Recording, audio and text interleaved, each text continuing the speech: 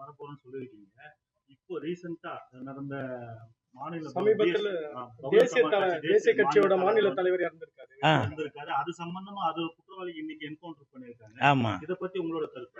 இல்ல அது என்னோட கருத்து என்னன்னாக்க, ஒருத்தரை மட்டும் சுட்டு தள்ளினா பத்தாது, இதற்கு உடந்தையாக யார் யார் இருந்தாங்களோ அவங்க எல்லாரையுமே தான் சுட்டு தள்ளணும். ஏன்னா தண்டனைகள் குறைக்கப்படணும் அப்படின்னாலே அது தண்டனைகள் இன்னும் அதிகப்படுத்தினாதான் இந்த மாதிரி குற்றங்கள் எல்லாம் குறையும் அப்படின்னு சொல்லுவாங்க.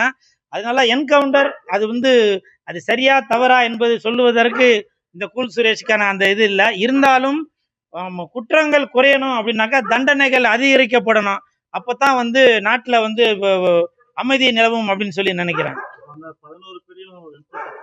11 பேரா இல்ல இன்னும் 11 லட்சம் பேரா அப்படின்றது தெரியல. போக போக தான் அதற்கான விசாரணைகள்ல தான் தெரிய வரும். நான் என்னுடைய கருத்து என்னன்னாக்க, உண்மையிலேயே தண்டனைகளை அதிகப்படுத்தினாதான் குற்றம் குறையும். அதனால நீங்க தான் தயவு செய்து அதற்கான சூழ்நிலையை பத்திரிகை மூலமாக வெளியில கொண்டு வந்து மக்களுக்கு ஒரு விழிப்புணர்வை கொண்டு வரணும். தற்போது திமுக ஆட்சி எப்படி இருக்குன்னு நினைக்கிறீங்க?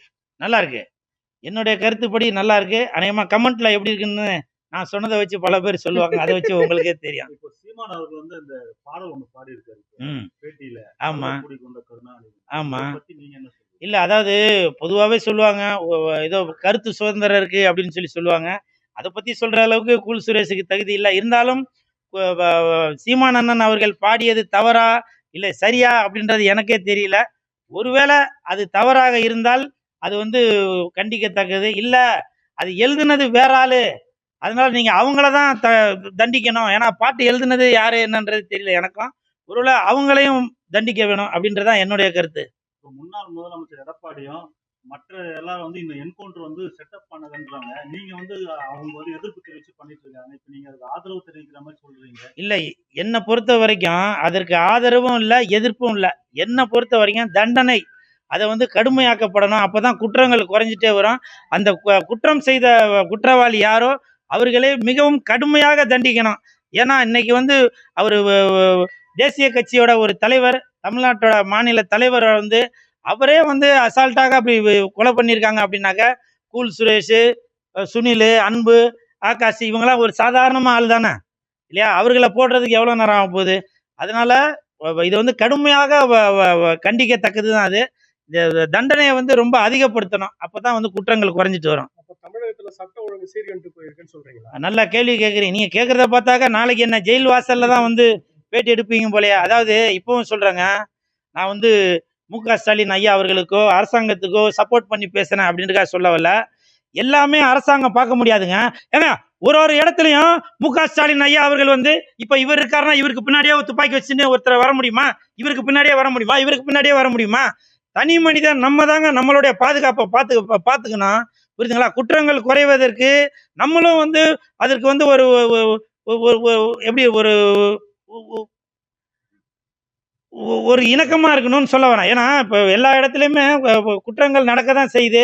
அதை இப்போ சில நேரத்தில் நம்மளே அது குற்றங்கள் நடக்காதபடி நம்ம தவிர்த்துக்கொள்ளலாம். ஒன்றும் இல்லை, இப்போ அரசாங்கம் சொல்லிட்டு வருது, வண்டி ஓட்டுறப்ப ஹெல்மெட் போட்டு ஓட்டுங்க, பைக் ஓட்டுறப்போ இப்போ செல்போன் பேசாதீங்க, கார் ஓட்டுறப்ப சீட் பெல்ட் போடுங்க அப்படிலாம் சொல்லுது. அது எல்லாமே நம்ம கேட்டுட்டு வரோமா? சொல்லுங்க. உடனே நம்ம கீழே விழுந்துட்டாக்கா, ஒரு பஸ் இடிச்சிட்டாக்க உடனே என்ன பண்ணோம்?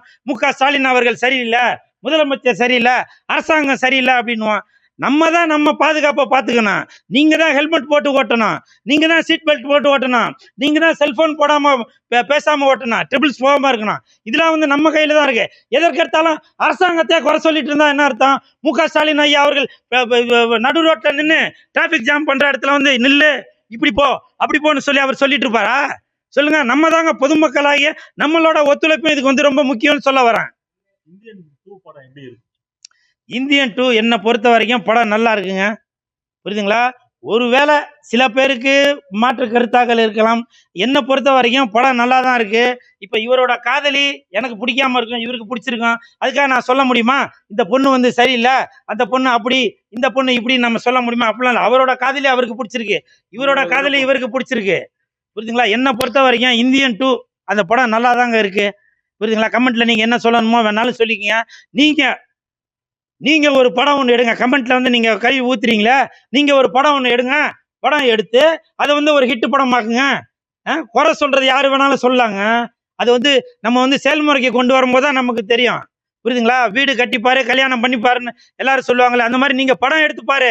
இந்தியன் 3 வருது, இந்தியன் 4 நீங்க எடுங்க. பெரிய பெரிய தயாரிப்பாளர் இருக்கீங்க, பெரிய பெரிய இயக்குநர்கள் இருக்கீங்க, கமெண்ட்ல போடுறவங்களா இருக்கீங்க. நீங்களாம் ஒரு ஐடியா சொல்லி இந்தியன் 4 நான் சொல்றேன், நான் சொல்ற மாதிரி எடுங்க, அது சூப்பர் ஹிட் ஆகும் அப்படின்னு சொல்லுங்க.